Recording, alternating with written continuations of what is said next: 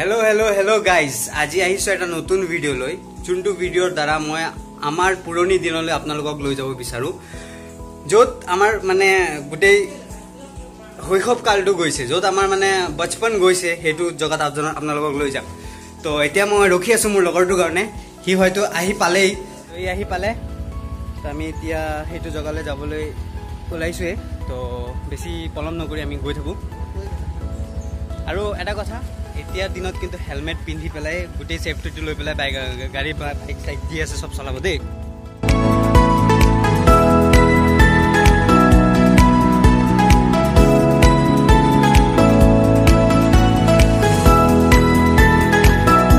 বৰষুণ পৰি আছে তো আহি আমি উপস্থিত হলুহি আমাৰ গন্তব্য স্থানত মই যোনখন ভিডিও আজি বনাবলৈ চেষ্টা কৰিছো যত্ন কৰিছো এইখন মানে ভিডিও এটা স্কুলৰ ওপৰত যিখন স্কুলত ময়ো পঢ়ি গৈছো হয়তো আপোনালোকেও পঢ়ি গৈছে তো ক'ব গ'লে এইটো আমাৰ নগৰ আটাইতকৈ দ্বিতীয় নম্বৰত থকা আটাইতকৈ পুৰণি স্কুল তো মই দেখাবলৈ যত্ন কৰিম আহি উপস্থিত হৈছোহি মোক যোনে মাতিছে তাক ফোন কৰিলো ই তাতে ৰখি আছে এতিয়া আমি যাম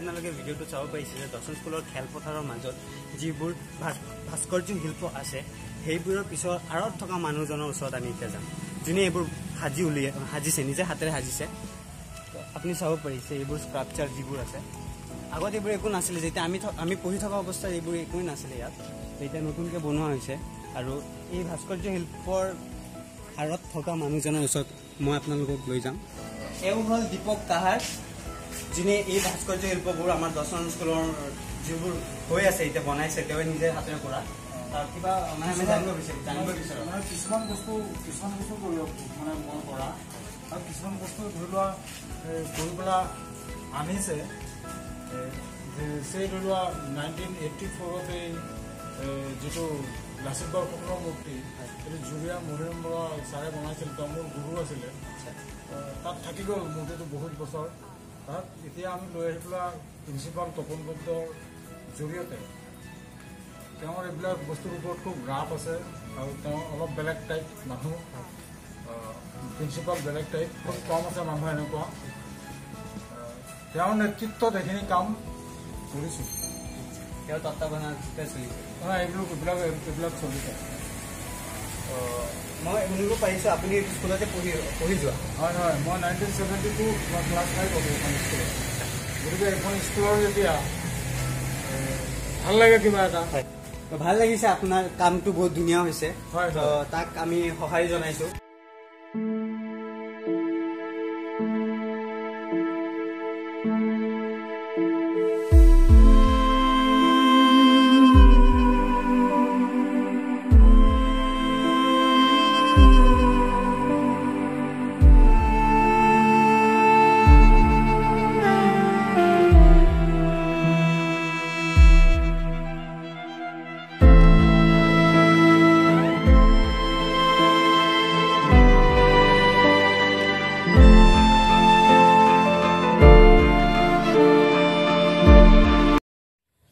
দৰ্শন স্কুল প্ৰতিষ্ঠাৰ আঁৰত থকা কিছুমান জনা নজনা কথা আহক আমি আজি জানিবলৈ চেষ্টা কৰিম 1826 চনৰ ইয়াংদাবু সন্ধিৰ জৰিয়তে ব্ৰিটিছে অসমত ৰাজত্ব কৰিবলৈ আহিছিল আৰু সেইটো সময়তে যোনবোৰ ব্ৰিটিছ অসম ৰাজত্ব কৰিবলৈ আহিছিল সিহঁতে অসমৰ সৌন্দৰ্য চাই মনোমুগ্ধ হৈছিল অসমৰ সম্পদৰ উন্নয়নৰ লগতে শিক্ষা ক্ষেত্ৰতো ব্ৰিটিছে উন্নয়নৰ চিন্তা কৰিছিল সেইবাবে কিছুমান আঁচনি সিহঁতে প্ৰস্তুত কৰি তুলিছিল তাৰে ভিতৰত এটা অন্যতম আঁচনি আছিলে নিৰক্ষৰতা দূৰীকৰণৰ আঁচনি যাৰ দ্বাৰা অসমৰ বিভিন্ন ঠাইত শিক্ষা প্ৰতিষ্ঠান স্থাপন কৰা হৈছিল 1835 চনত অসমত প্ৰথমখন হাই স্কুল গভৰ্ণমেণ্ট সেমিনাৰী স্থাপন কৰা হয় যিখন বৰ্তমানৰ কটন কলেজিয়েট স্কুল 1865 চনত নগাঁৱত প্ৰথমখন গভৰ্ণমেণ্ট হাইস্কুল স্থাপন কৰা হয়, যাক আমি বৰ্তমান গভৰ্ণমেণ্ট বইজ বুলি জানো। এই সময়ত নগাঁৱৰ সামাজিক উন্নতিৰ বাবে লগতে বিভিন্ন ছাত্ৰক জ্ঞানৰ পোহৰেৰে আলোকিত কৰাৰ বাবে নগাঁৱৰ 3গৰাকী বিশিষ্ট অভিবক্তাই বৃন্দাবন চন্দ্ৰ গোস্বামী, ভদ্ৰেশ্বৰ বৰুৱা আৰু বিষ্ণুচৰণ বৰা আৰু তেওঁলোকৰ লগত বিশিষ্ট সাংস্কৃতিক পণ্ডিত কনক চন্দ্ৰ শৰ্মাৰ প্ৰচেষ্টাত ঐতিহ্যমণ্ডিত নগাঁও আমোলাপট্টি নাট্য মন্দিৰত 1916 চনত এখন বিদ্যালয় স্থাপন কৰা হয়।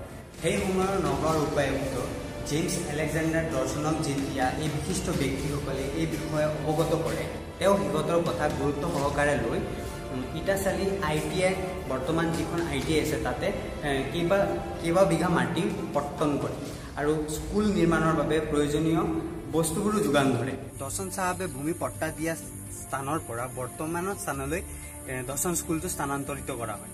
এখন স্কুলৰ ভেটি প্ৰতিষ্ঠানৰ বাবে যি বৰঙণি আগবঢ়ালে দৰ্শন চাহাবে, তাৰ বাবে আমাৰ নগাঁও ৰাইজ তেওঁক চিৰযুগমীয়া কৰি ৰখাৰ কাৰণে তেওঁৰ নামেৰে এইখন স্কুল নামাকৰণ কৰা হয়। সেই সময়ত স্কুলখনৰ নাম আছিল দৰ্শন ME স্কুল। বৰ্তমানত আমাৰ দৰ্শন স্কুলৰ নাম হ'ল দৰ্শন HSN MP school, higher secondary and multipurpose school. এয়ে আপোনালোকৰ মাজত দৰ্শন স্কুলৰ এটি চমু তথ্য দাঙি ধৰিলোঁ। আশা কৰিছোঁ আপোনালোক সকলোৱে এই তথ্যৰ পৰা কিবা জানিব পাৰিছে দৰ্শন স্কুলৰ বিষয়ে। লগতে আৰু এটা কথা ক'ব বিচাৰোঁ, এইখন স্কুলৰ 44তম যোনখন আলোচনী আছিলে তাৰে মই সম্পাদকো আছিলোঁ। নিজকে গৌৰৱবোধ কৰোঁ এনেকুৱা এটা স্কুলৰ পৰা পঢ়ি যোৱাৰ বাবে। আৰু এইখনেই সেইখন মেগাজিন আছিলে য'ত মোৰ নামো আছে, এতিয়া পল্লৱ দত্ত চাব পাৰিছে। মই এইখনতে আলোচনীৰ সম্পাদক আছিলোঁ।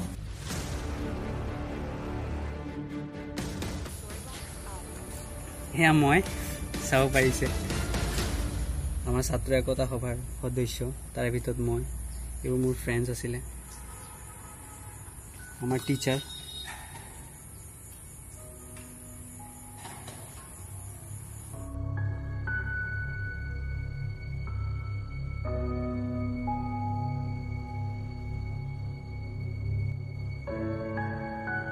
এই আমাৰ স্কুলৰ দিনবোৰ মনত পৰি গ'ল। তো মোৰ লগৰটো তনয়ে নিজকে ৰখাব পৰা নাই। সি আমি স্কুলৰ দিনত যেনেকৈ পানী খাইছিলোঁ সিও খাই আছে। ভাই কেনেকুৱা লাগিছে ভাই কোৱা? মজা লাগি গৈছে, মজা। স্কুলত তুমি কোৱা ভাই, স্কুল লাইফ বেছি ভাল লাগে নে college life? School life always best, কাৰণ আমি সেইবোৰ দিন আৰু কেতিয়াও ঘূৰাই নাপাওঁ। পেন পিন্ধি আহা, কাঢ়ি লৈ আহা, এইবিলাক এক্সকাৰচন যোৱা, সেই চব মধুৰিআম গছ, সেই গছৰ পৰা মধুৰিআম পাৰি খোৱা, এইবিলাক মানে বেলেগ এটা মজা। এইবিলাক পোৱা নাযাব কেতিয়াও। মনত আছেনে আমাৰ স্কুলৰ সন্মুখত যে ফণিদা আছিলে? 1 টকা আঠনাত কেইটা মটৰ পায়? আঠনাত দুটা, 1 টকাত 4টা। কম খাইছোঁ আমি লেজাৰত।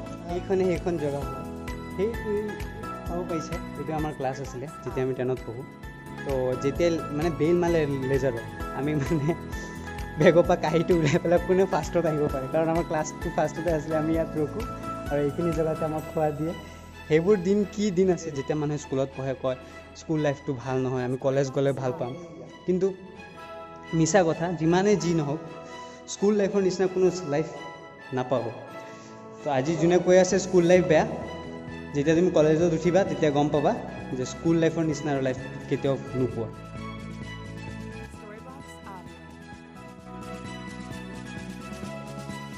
আজি মই এইটো ভিডিঅ' কৰাৰ আঁৰত থকা ল'ৰাজনক মোক দেখাইছোঁ। মোৰ জুনিয়ৰ হয়, চাহিল।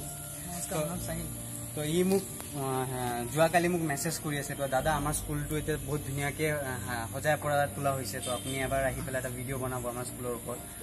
যিহেতু ময়ো পঢ়ি যোৱা, এটা আৱেগ মোৰো জড়িত হৈ আছে এইটো স্কুলৰ লগত। তো ই কোৱাৰ কাৰণে মই আহিলোঁ আজি, তাকো মই ধন্যবাদ জনাইছোঁ।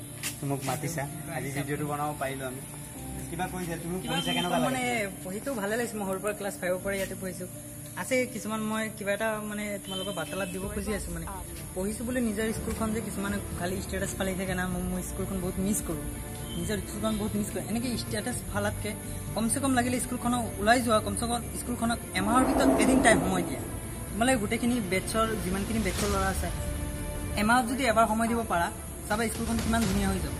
কমচে কম এটা ৰুম, মানে যোনটো ৰুমত তোমালোকে ক্লাছ কৰি গৈছে সেইটো ৰুম কমচে কম এদিন, এমাহত এদিন মানে ভালকৈ মানে এদিন চাফ কৰিলে ধুনীয়া হৈ যাব। ক্লিন গছ গছনি কিছুমান ৰুই পেলাই নিজৰ অকণমান চাব লাগে।